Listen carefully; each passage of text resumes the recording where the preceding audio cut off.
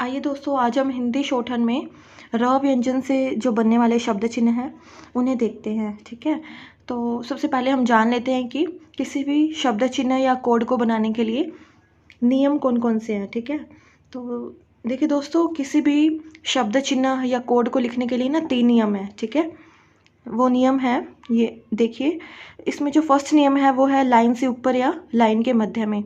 यानी इसमें जब किसी व्यंजन को ना लाइन से ऊपर या लाइन के मध्य में लिखा जाता है। ठीक है, यानी ये जो लाइन जा रही है इसे ऊपर या इसे हम मध्य में भी बोल सकते हैं। ठीक है, और जो सेकंड मेथड है उसमें क्या किया जाता है कि किसी भी व्यंजन को लाइन पर लिखा जाता है। जैसे ये जो लाइनिंग जा रही है, इस लाइन पर जब हम किसी व्यंजन को लिखेंगे ना, ठीक है, तो वो एक कोड बन जाएगा। ठीक है, और उस नेक्स्ट मेथड है लाइन को काटकर, यानी किसी व्यंजन को हम लाइन को काटकर भी लिख सकते हैं। ठीक है, तो इसे हम चलिए एग्जाम्पल के थ्रू भी देख लेते हैं। जैसे देखिए दोस्तों, जो व्यंजन है शॉर्टहैंड में लिखा जाता है इस प्रकार से। वैसे र व्यंजन को 2 प्रकार से लिखा जाता है, एक डाउन टू अप और एक अप टू डाउन, जैसे मैंने अभी यूज़ किया अप टू डाउन लिखने में। ठीक है, तो ये जो कोड है ना, ये अप टू डाउन, इनमें ना अप टू डाउन र का यूज़ होगा। ठीक है, जैसे अभी देखिए, जैसे अर्थात, तो इसे हम कैसे लिखेंगे, लाइन से ऊपर या लाइन के मध्य में। जैसे र शब्द को हम यहाँ लिखेंगे इस प्रकार से, र शब्द को अप टू डाउन लिखते हुए, तो इसे हम क्या रीड करेंगे, अर्थात। और यदि हम र शब्द को ये लाइन के ऊपर लिखते हैं ना, जैसे देखिए ये वाला इस प्रकार से लाइन पर, तो इसे हम रीड करेंगे अतिरिक्त। ठीक है, और यदि तीसरे मेथड की तरह जैसे हम र शब्द को लाइन को काट कर लिखते हैं जैसे इस प्रकार से, तो इसे हम रीड करेंगे उदाहरण। यानी एक ही जो व्यंजन है उसका तीनों प्रकार से अलग अलग मीन निकलेगा। ठीक है, डिक्टेशन में जहाँ अर्थात शब्द का यूज़ होगा तब हम इसे मिडिल में यूज़ करेंगे, और अगर अतिरिक्त शब्द का यूज़ होता है तो हम इसे लाइन पर यूज़ करेंगे, और अगर डिक्टेशन में कहीं भी उदाहरण शब्द का यूज़ होता है ना, तो हम इसे लाइन काट कर लिखेंगे। ठीक है, तो इसे आपको प्रैक्टिस के थ्रू ही ये क्लियर हो पाएगा। ठीक है, तो चलिए हम इसे थोड़ा एग्जाम्पल के थ्रू भी देख लेते हैं।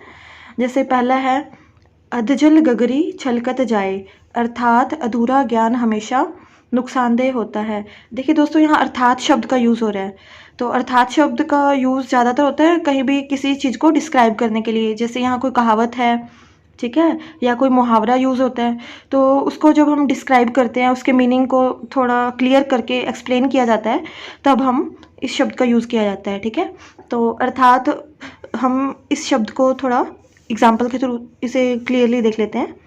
जैसे अधजल गगरी छलकत जाए, इसे हम लिखेंगे अधजल गगरी छलकत जाए, अर्थात अधूरा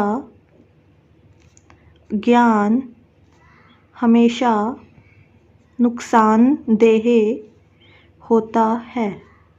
ठीक है, इस प्रकार से। तो देखिए दोस्तों, इसमें हमने हमेशा के लिए भी कोड यूज़ किया है। ठीक है, आप लोगों को इसमें कंफ्यूज नहीं होना है। ठीक है, नेक्स्ट है पढ़ाई के अतिरिक्त तुम्हें अन्य गतिविधियों पर भी ध्यान देना चाहिए। तो हम इसे लिख सकते हैं पढ़ाई के अतिरिक्त। देखिए इसमें अतिरिक्त यूज़ हो रहा है ना, अतिरिक्त हम लिखेंगे लाइन पर, तो इसे लिखेंगे पढ़ाई के अतिरिक्त तुम्हें अन्य गतिविधियों, इसे प्लूरल है तो हम डॉट लगा देंगे। ठीक है, गतिविधियों पर भी ध्यान देना चाहिए। ठीक है, इस प्रकार से। इसी प्रकार हमारा नेक्स्ट एग्जाम्पल है पेय पदार्थ तरल चीज़ों के उदाहरण हैं। यहाँ शब्द यूज़ हो रहा है उदाहरण। ठीक है, जैसे चाय, पानी, कोल्ड ड्रिंक्स, कॉफ़ी इत्यादि। ठीक है, तो इसे हम इस प्रकार लिखेंगे पेय पदार्थ तरल चीज़ों के उदाहरण, लाइन काटते हुए यूज़ करेंगे।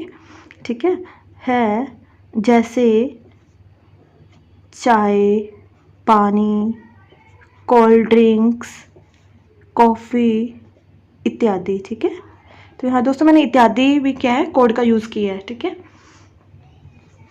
दोस्तों, अगर आपको मेरा ये चैनल पसंद आए तो प्लीज़ लाइक, शेयर और सब्सक्राइब ज़रूर करें।